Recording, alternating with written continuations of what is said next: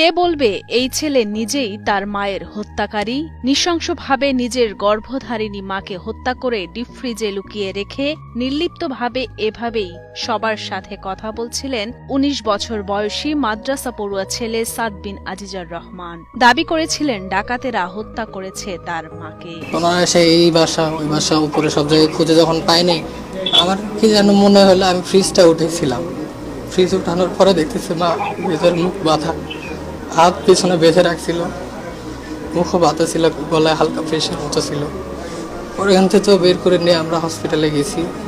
তারপর হসপিটালে যে আমাদের আসছিল যে উনি মারা যান নাই, আছে যে করছে আল্লাহ বিচার দিবার। আমাদের আল্লাহ যেন শহীদ মর্যাদা দান করেন, মাকে জান্নাত নসিব। যারা করেছে তাদের শনাক্ত করে আইনের আওতায় আনা হোক। অথচ ঘটনার একদিন যেতেই র্যাবের জিজ্ঞাসাবাদে বেরিয়ে এলো লোমহর্ষক তথ্য। মায়ের হত্যাকারীদের খুঁজে বের করার দাবি করা ছেলে নিজ হাতেই খুন করেছে তার মাকে। র্যাবের কাছে দেওয়া জবানবন্দিতে তিনি স্বীকার করেন, প্রেমে বাধা আর হাত খরচের টাকা না দেয়ায় পরিকল্পনা মাফিক ঠান্ডা মাথায় নিজের হাতে তার মাকে শ্বাসরোধে হত্যা করেছেন তিনি। এমনকি মাকে হত্যার পর বিষয়টি ধামাচাপা দিতে লাশ ফ্রিজে লুকিয়ে রেখে কুড়াল দিয়ে স্টিলের আলমারিতে কয়েকটি আঘাত এবং জিনিসপত্র ছড়িয়ে ছিটিয়ে রেখে তা প্রচার করেন ডাকাতি বলে। মানে ছোট ছেলে যে সাদ, সেই হচ্ছে প্রথম আইডেন্টিফাই করে বাসায় ঢুকে যে তার মাকে পাওয়া যাচ্ছে না, এবং সেই হচ্ছে আত্মীয় স্বজনকে জানায় যে তার মাকে খুঁজে পাওয়া যাচ্ছে না। তার প্রেক্ষিতে তার বাবা আসে, তারপরে আজিজুর রহমান, তারপর হচ্ছে তার মামারা আসে, এসে হচ্ছে ব্যাপক খোঁজাখুঁজি শুরু করে। পরবর্তীতে আবার এই ছেলেই, ছোট ছেলে সাদ, সে ডিপ ফ্রিজের ভিতর থেকে হচ্ছে তার মাকে খুঁজে পায় এবং সবাইকে জানায় যে এই জায়গায় আছে। এরপরে হচ্ছে আমরা গতকালকে রাতে হচ্ছে সাদ, তার বাবা আজিজুর রহমান এবং একজন জনৈক ভদ্রলোক জুয়েল রানা প্রামাণিক, এই তিনজনকে হচ্ছে আমরা জিজ্ঞাসাবাদের জন্য নিয়ে আসি এবং জিজ্ঞাসাবাদ শেষে পর্যাপ্ত জিজ্ঞাসাবাদ শেষে সাদ হচ্ছে স্বীকার করে যে সে তার মাকে হত্যা করে। 10ই নভেম্বর দুপুরে বগুড়ার দুপচাঁচিয়া উপজেলা সদরের জয়পুর পাড়ার একটি বাড়িতে ঘটে নির্মম হত্যাকাণ্ড।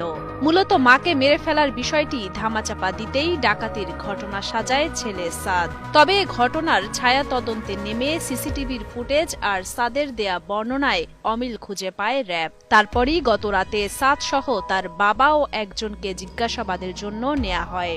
জিজ্ঞাসাবাদের এক পর্যায়ে সাদ বিন আজিজার স্বীকার করেন তার মাকে হত্যার কথা। প্রেমে বাধা আর হাত খরচের টাকা না দেওয়ার কারণেই রাগে ক্ষোভে মাকে মেরে ফেলেন বলে স্বীকারোক্তি পাওয়া যায় তার কাছ থেকে। হত্যাকাণ্ডের কারণ হিসেবে সে বলে তার একটি প্রেম ঘটিত সম্পর্ক ছিল এবং তার যেই উঠতি বয়স, তার কিছু হাত খরচের বিষয় ছিল, এবং আমরা টেকনোলজির মাধ্যমেও কিছু জানতে পেরেছি তার কিছু ট্রানজ্যাকশনের বিষয় ছিল, টাকা পয়সা লেনদেন ছিল। আমরা ধারণা করতেছি এটা হয়তো অনলাইন টুকটাক জুয়া খেলতে পারে। যাই হোক, তার টাকার একটা ডিমান্ড ছিল, সেই হিসেবে সে 500 বা 1000 টাকা প্রায় হচ্ছে তার বাবার কাছ থেকে হচ্ছে টাকা সে নিয়ে নিত আর কি, না বলে।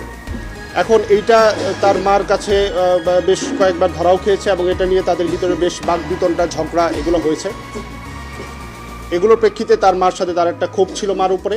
জানা যায় ঘটনার দিন সকালে মায়ের কাছে টাকা চেয়ে না পেলে বাকবিতণ্ডা হয় আজিজারের সাথে। তখন নাস্তা না করেই মাদ্রাসার উদ্দেশ্যে বেরিয়ে পড়েন সাদ বিন আজিজার। মাদ্রাসা থেকে 11টায় বিরতি দিলে আশেপাশে কিছুক্ষণ ঘোরাফেরা করে 12টার দিকে বাড়িতে প্রবেশ করে সাদ। বাড়িতে মাকে একা পেয়ে সুযোগ বুঝে পেছন থেকে মাকে জাপটে ধরে নাক মুখ চেপে ধরে শ্বাসরোধ করে হত্যা করে সাদ বিন আজিজার। তারপর ওড়না দিয়ে তার মায়ের হাত পা বেঁধে বাসার ডিপ ফ্রিজে লুকিয়ে রাখে। আর তারপর বাসায় থাকা কুড়াল দিয়ে আলমারি ভাঙে এবং বাসার সবকিছু ছড়িয়ে ছিটিয়ে রেখে বাসা থেকে বেরিয়ে যায়। পরে হত্যাকাণ্ডের বিষয়টি ধামাচাপা দিতে কিছুক্ষণ পর সাদ বিন আজিজার আবারও বাসায় ঢুকে নাটক সাজায় মা নিখোঁজের।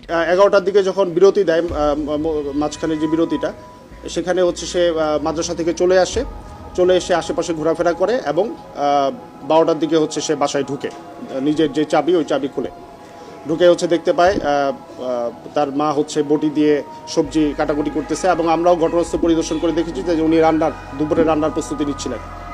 তো তখন হচ্ছে সে ঢুকে তার মাকে পিছন থেকে জাপটে ধরে হচ্ছে নাক এবং মুখ চেপে ধরে, এর ফলে শ্বাসরোধে ভদ্রমহিলা মারা যান। তারপরে সে হচ্ছে এটা হাত পা বেঁধে, ওড়না দিয়ে হাত পা বেঁধে হচ্ছে ওই ডিপ ফ্রিজের ভিতরে লুকিয়ে রাখে। তখন সে কিং কর্তব্য বিমূঢ় হয়ে যায় যে আমি এখন কি করব। তখন হচ্ছে সে আবার বাসা থেকে বেরিয়ে যায়। বেরিয়ে যাওয়ার পরে হচ্ছে সে আবার বাসায় ঢুকে হচ্ছে তার মাকে খুঁজে পাওয়া যাচ্ছে না।